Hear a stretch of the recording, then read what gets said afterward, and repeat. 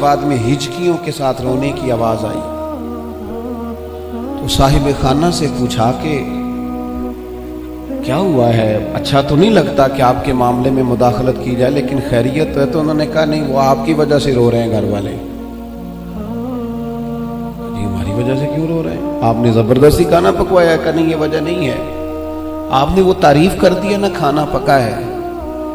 تو وہ جو بچی اس گھر میں کھانا پکاتی ہے، جو بہو بن کے آئی ہے، وہ کسی غریب گھر سے ہے، غریب رشتہ داروں سے۔ تو وہ کہتی ہے کئی سال بیت گئے مجھے اس گھر میں نوکری کرتے، ساس کی بھی، سسر کی بھی، دیور کی بھی، جیٹھ کی بھی، سب کی، لیکن آج تک کسی نے یہ دو جملے نہیں بولے کہ تو نے اچھا کام کیا ہے۔ آج مجھے یہ سننے کو ملا ہے کہ تو نے اچھا کام کیا ہے، تو کچھ نہ عجیب سی اپنائیت، یار کسی کی بیٹی ہے نا وہ بھی جو ہمارے گھر آئی ہے، وہ بھی کسی کی بیٹی ہے، اتنا پیار بھی کرنے کو ہم تیار نہیں ہیں کہ دو لفظ شاباشی کے ہو جائیں۔ کیا بات، اس نے گرمی میں کھڑے ہو کے سب کے لیے کھانا پکایا۔ وہ کہتے ہیں یہ جملے اتنے دو جملوں نہیں، میری آنکھوں میں آنسو پیدا کر دیے۔ نہیں کرتے ہم پیار، نہیں دیتے ہم محبت، نہیں ہمارے لہجے سے ترش روئی دور ہوتی۔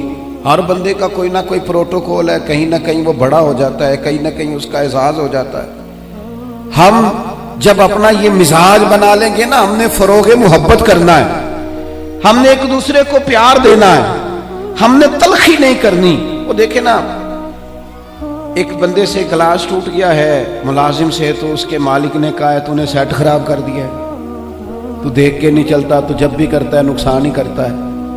وہ بندہ پریشان ہو گیا ہے، اور پریشانی اس کی ختم نہیں ہوئی، کہ اتنی دیر ختم نہیں ہوگی جتنی دیر اس مہینے کی تنخواہ نہیں ملے گی، کیونکہ اسے ڈر ہے کہ کہیں پیسے کاٹ نہ لیے جائیں۔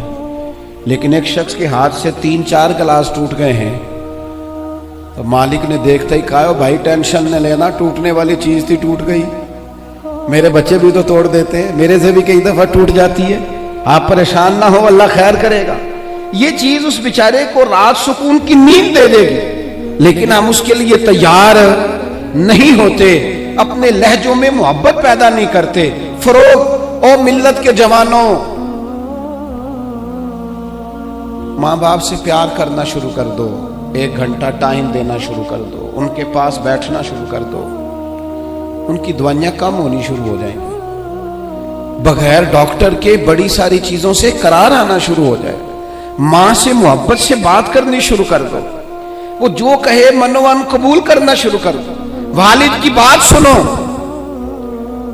ہم نا مخدوم بن کے جینا چاہتے ہیں، سارے ہمارا اعزاز کریں، خادم بن کے جینا شروع کرو، ڈیوٹی کرنی شروع کرو، ماں باپ کی، بہن بھائیوں کی، پھر بیوی بچوں کی، دوست احباب کی، رشتہ داروں کی ڈیوٹی کرنی شروع کرو، محبتوں کو فروغ دو۔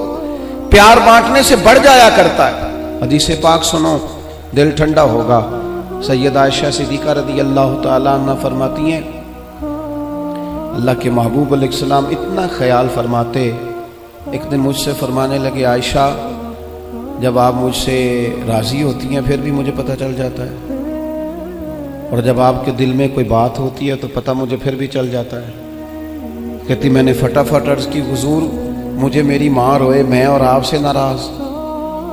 حضور نہیں، آپ، میں تو کب محبوب فرمانے لگے کروں پھر بات، یا رسول اللہ کیجئے۔